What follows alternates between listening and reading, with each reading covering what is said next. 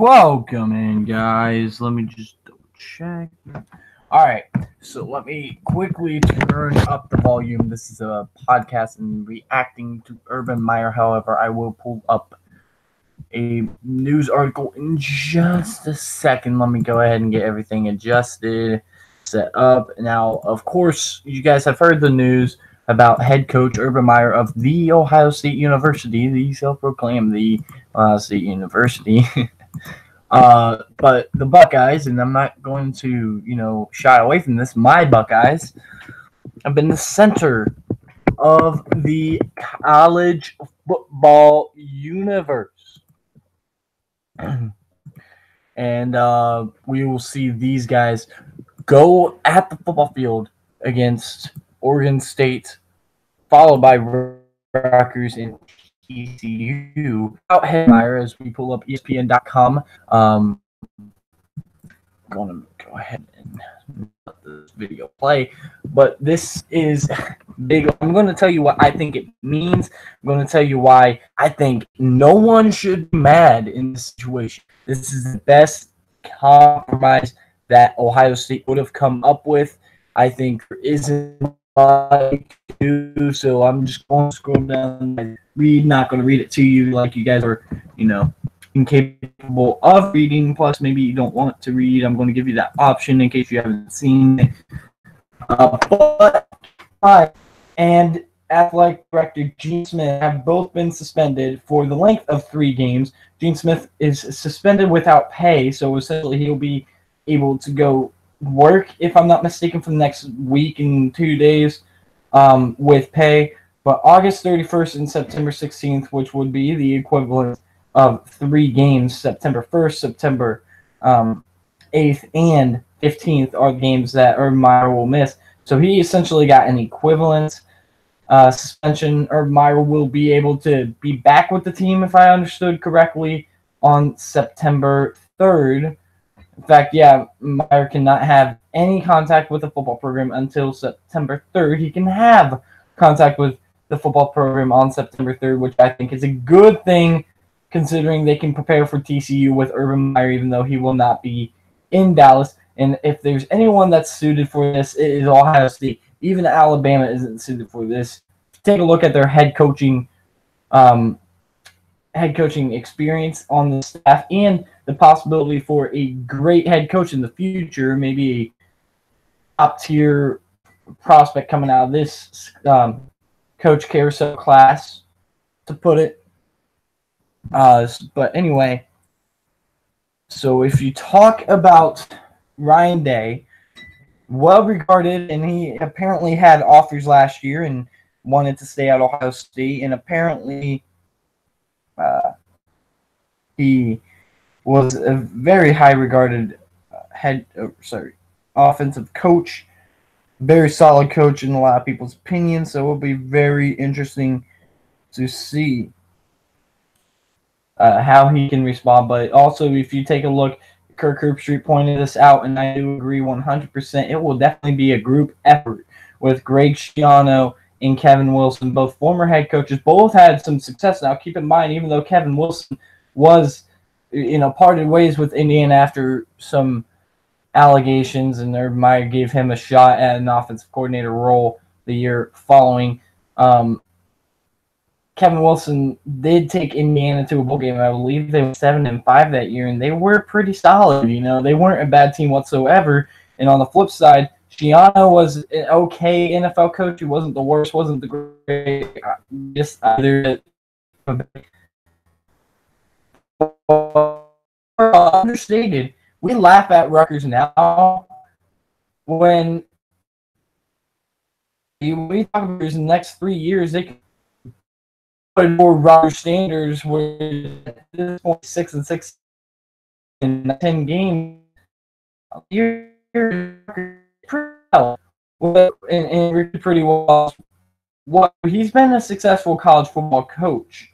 I think that when he was hired at Ohio State, I was very impressed that they were able to make. And now I believe this is year. I could be mistaken, but I believe this is year 3 with Schiano. Maybe it's year 2. I believe it's year 3. Going into year 3, I think. But very impressive hire in my opinion. Now, let's get to the bottom of this, and this is what we are all going to talk about. This is what, people are going to have debates about. Was this justified? Was Urban Meyer getting suspended only 3 games justified? The answer is yes. Because on one hand, you got Buckeye fans, backers of Urban Meyer, and I'm going to include myself in this. I'm not going to shy away from it, but I backed Urban Meyer, and a lot of us think he shouldn't get suspended at all. However, the other side, there are a lot of people who think Urban Meyer should be fired, including some people who said it's not realistic for him to be fired, but he should be, which, to me is kind of ironic. But, and also another thing I pointed out, it's not a fireable offense to go to the media and lie, but it is, however, something you can get suspended for if the school finds it necessary. Now, in the details of Urban Meyer's suspension, he doesn't get paid for the 3 games, so I think he loses a quarter of his salary. Of course, get a bonus if they go to win 3. So this could, if Ohio State does very well, could be a 5th of the season. This is a 4th of the regular season.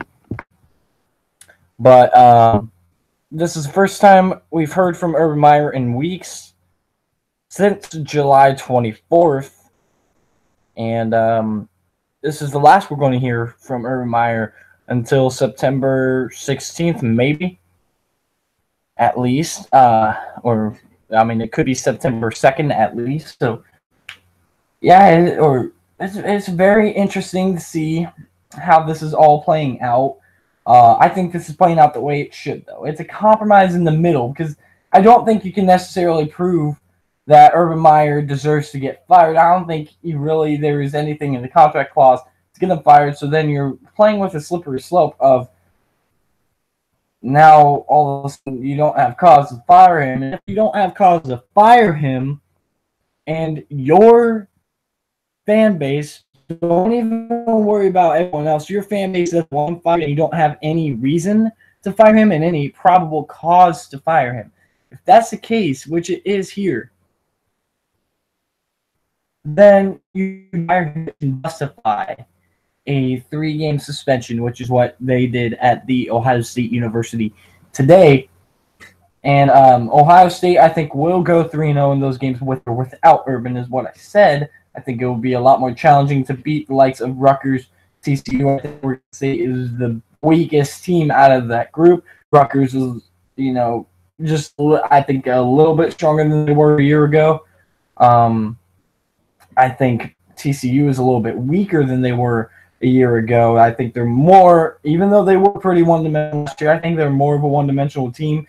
And with that combined staff and the defensive staff not really being diminished too much, I think that game shouldn't be close. But, if it is a close game, you got to give the edge to TCU with Gary Patterson holding the clipboard versus Ryan Day. Now, if it's Gary Patterson versus Meyer, that's another story. But those are 3 games. But if Ohio State loses any of these 3 games, it knocks them out of the playoff. I think. I don't think even with Urban Meyer, they will be able to run through that Big Ten slate without a loss. So they are, in my opinion, eliminated from any playoff contention if they lose to TCU in Arlington. Specifically, if they lose to Rutgers, they're absolutely done.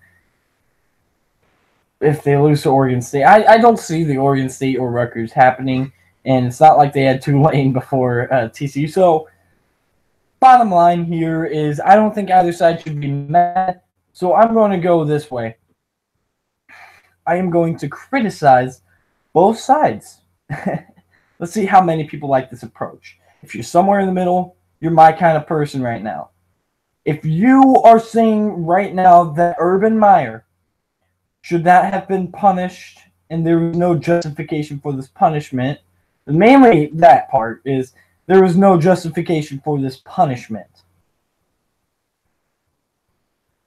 Then I'm going to criticize you to say you're one of two things, either completely ignorant of all the facts, which, there are facts. You can kind of justify a punishment if that punishment is indeed based off of media days and also the lack of judgment in hiring Zach Smith, which most people can argue that there was a lack of judgment here. And I'm going to say this. Everyone can argue and say that there was a lack of judgment in hiring Zach Smith in the first place.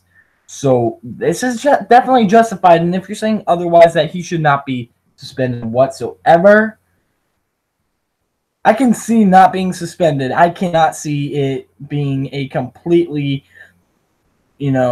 abrupt, or not abrupt, what's the right word I'm looking for? A complete abomination to suspend Urban Meyer at all. You're saying that. In 1 or 2 games, in 3 games, there's a lot of difference in that. I think they got it right, honestly, because he's the head coach. If you're going to suspend him at all, you got to suspend him for, a quarter to a half. You got to take it like that. You can't cherry pick it, maybe a third. So 4 games wouldn't be bad, but I don't think 2 games is really saying anything to a coach. Maybe to a player it will, because I think every game matters a little more to a player than a coach, and also every individual game, I'll say, because the record is made up of so many games, especially in Urban Meyer's case, which 81 games under his belt, but 3 of those he would be sitting out this year. But also on the other side, I'm going to criticize the other side. If you are saying that Urban Meyer is getting fired and there is no justification for 3-game suspension and he should have been fired for the findings of the investigation team, because at the end of the day, this investigation team is high quality. I don't want to hear this crap that these guys are all from Ohio, which, by the way, they work for the state Supreme Court, and they're high quality prosecutors, and they may have been from Ohio, but they're high quality prosecutors and well respected across the nation. These people have no inherent biases in Ohio State, no connections to Ohio State, whatever. They may have connections to the state of Ohio, and Ohio loves Buckeye football, but this was not a bias investigation, because these are professionals holding this once the right thing done, and at the end of the day, have due process. And what they found, which we don't know the exact findings of the investigation group, and if the board of trustees was backing what the investigation group was saying when they said he should be reinstated immediately, or came up with their own solution from the report, because of course we are all assuming, based on common belief, that the entire investigation team had come up with their recommendation for what should happen to Urban Meyer in this situation. So basically I come up with, I think, 2 or 3 conclusions about people who say he's going to be fired. They're either ignorant of facts, they're hypersensitive over the topic, which I know that's maybe controversial to say, but I'm going to say it because, honestly, I'm not saying Zach Smith didn't commit the crime, because he could have. And he definitely probably did. But he, at the end of the day, wasn't convicted of it. So it wasn't technically, and we're talking technicalities, and I know they shouldn't have, but technically they didn't have to get rid of him. So that's why it kind of makes sense to keep Urban Meyer on the staff, because he didn't fail to fire a guy. And this isn't an NCAA issue, by the way. It's not like anything else we've seen. I can't think of anything that's even close to similarities to this, because this is not an NCAA issue, and it never will be. The fact of the matter was dealt with in the school in the Title IX, and the school was also able to deliver punishments, and they recognized their wrongdoings in the past, but honestly, nothing that was a wrongdoing had to do with the NCAA. Now, you talk about this hypersensitive to the domestic violence issue. I'm just simply saying it's a Me Too kind of thing. The whole thing with the believing the victim on everything, because I don't think Zach Smith is innocent, but I also don't think Courtney Smith is innocent. And why I say this is because the things that came out about Courtney Smith and the fact that she was kind of like chasing money. She was struggling after Zach Smith and Courtney Smith had parted ways in a marriage. They divorced, and I think Courtney ended up breaking off. But the fact that she was struggling with money and the whole thing with her mother coming out and the Earl Bruce side of the family coming out and Zach Smith's side of the family coming out, and all this stuff comes out, and then all of a sudden there's we all know that the police had decided not to go through with the investigation, and that was indeed accurate with Zach Smith, just like the Gene Smith calling Zach Smith and was aware of it was accurate. And another thing, too, I hate what Paul Feinbaum is saying of he was throwing people under the bus. No, he was telling the truth. At the end of the day, he was just telling the simple truth. He didn't throw anyone under the bus. What is he supposed to do? Lie there and die while, the AD, who really deserves more of a punishment than Urban Meyer, you're going to essentially say he threw him, Gene Smith, under the bus for personal gain. Absolutely not. He told the flat-out truth. There's no denying that. Gene Smith said that Urban told the truth, and Urban had not, had nothing to do. He wasn't supposed to report it. The only reason Urban Meyer was suspended was simply this: he had a lax of judgment in hiring Zach Smith. And you can argue he should have fired him. They had no cause to fire him. And it would have ended up costing more to get rid of Zach Smith than keep him on staff when he wasn't, he wasn't a great coach, but he wasn't a bad coach. He clearly was a sketchy dude in general. We've heard all these stories, but I think these stories are kind of irrelevant, but very skeptical to me as a person.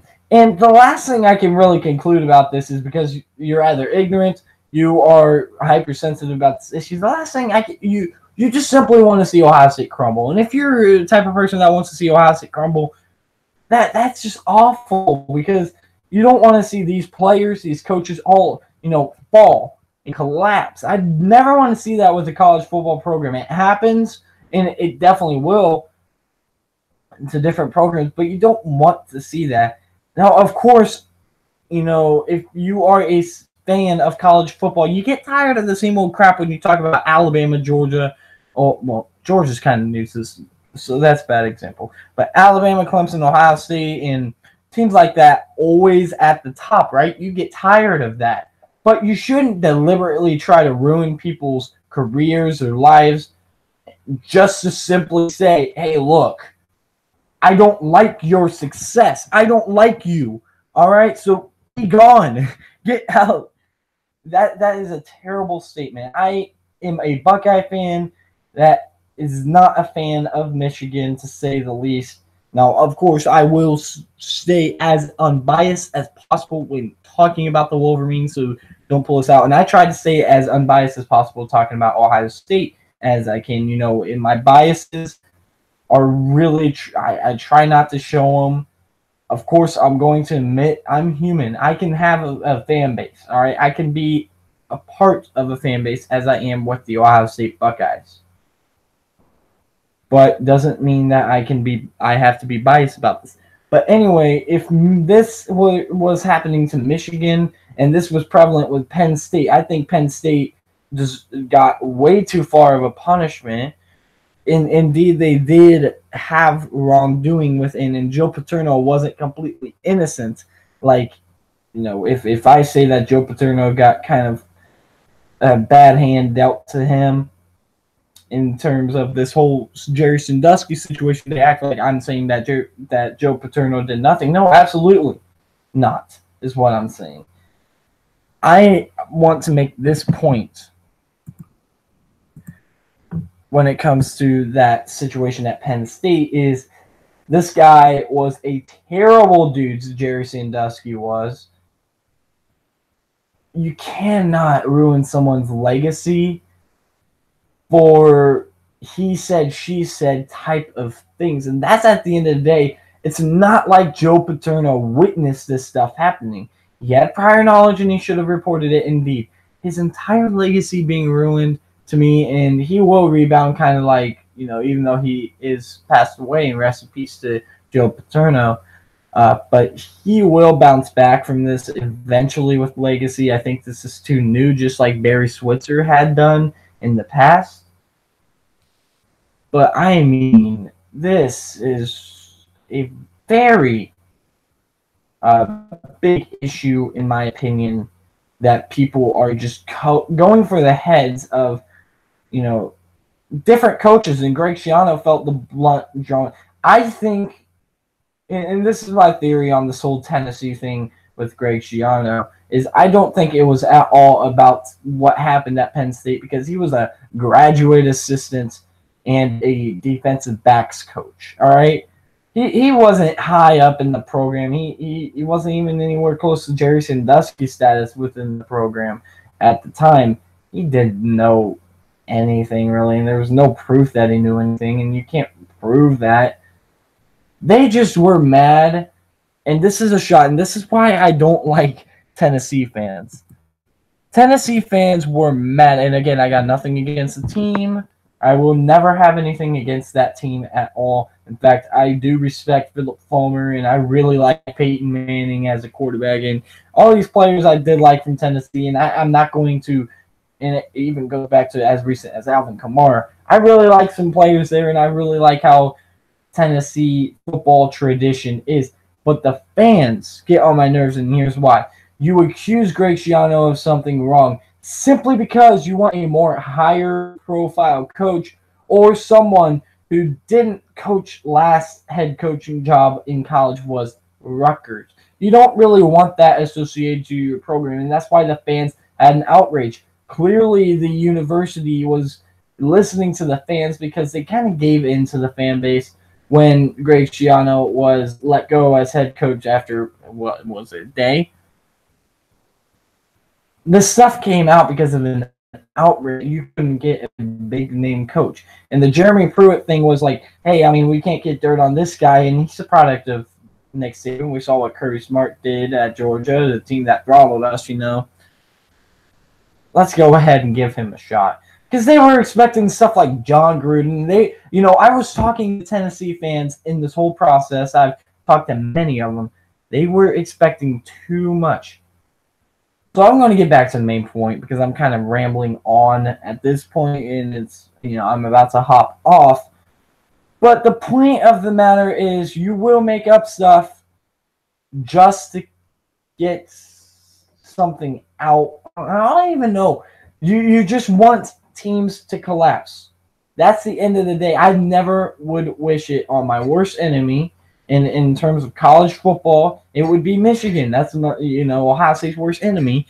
As a fan, I would never of the game. I would never hope for a collapse. In fact, I'll go as far to say this: college football is better when my enemy's good. Because when my enemy's good, that means we got the nail biting, the heart wrenching, that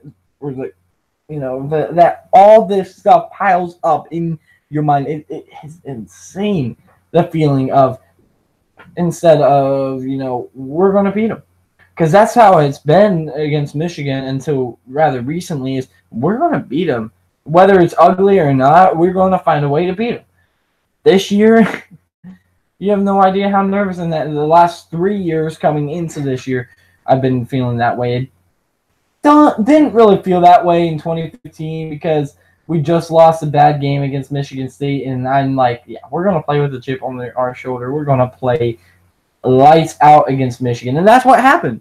And then they ended up playing lights out against Notre Dame. But the last 2 years in this upcoming year, man, as a fan, you have not seen me more nervous.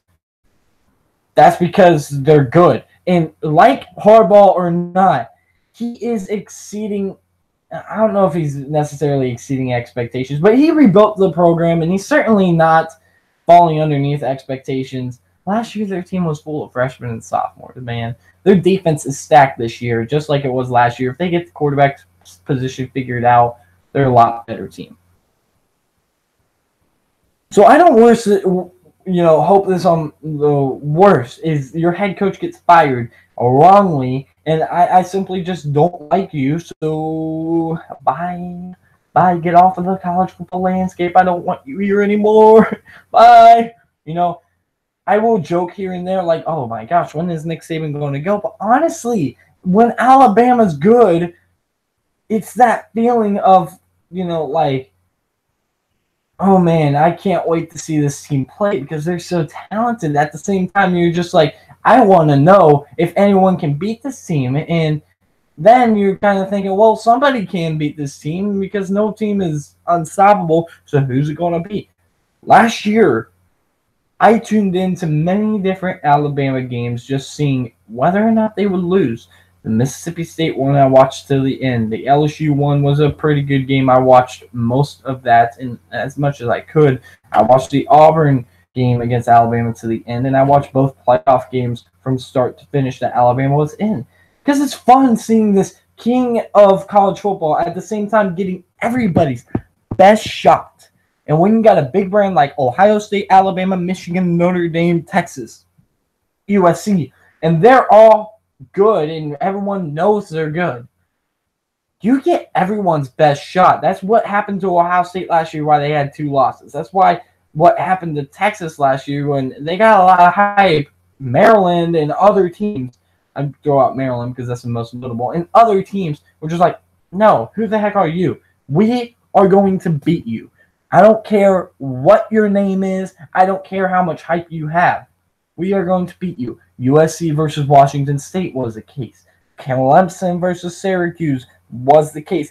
It is so fun, and that's what makes college football great. So if you are part of the people that want to see Ohio State crumble and want to see Urban Meyer fired just simply because you don't like them and you envy their success or whatever the case may be, or you just absolutely hate Ohio State maybe because they have arrogant fans, and I know some are arrogant, and I called them out earlier in this little podcast kind of, it's kind of a podcast, kind of just a rant video. But I'm just going to leave with this one statement.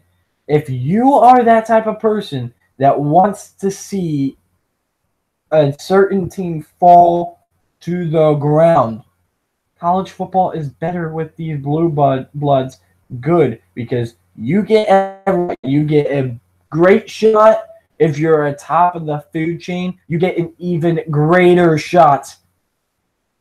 Every team gives 110%. Everything goes into that game. We saw it with Syracuse. Their whole season was Clemson last year. They did not win after that game. Not a single game did they win, I don't think, after they beat Clemson. That was their season. That was 110% just to throw it all away the next few weeks. And honestly, you're going to get talked about it. Urban Meyer suspended 3 games. Justified. It is indeed. That's my take on it. That's how we will close up this program. Thank you guys. We appreciate it. Ohio State Buckeyes are looking to prove all the haters wrong. They are trying to prove redemption for this situation. They want to play for their head coach, and they want to play for their university mainly. Thank you guys for tuning in. I really appreciate it. Make sure you like this video. Also subscribe. And also, if you want to, give me a little bit more tips of what I can do to help you guys like this channel a little more. Thank you very much for tuning in. No comments today, but you know what? That is just fine. I'll see you guys later.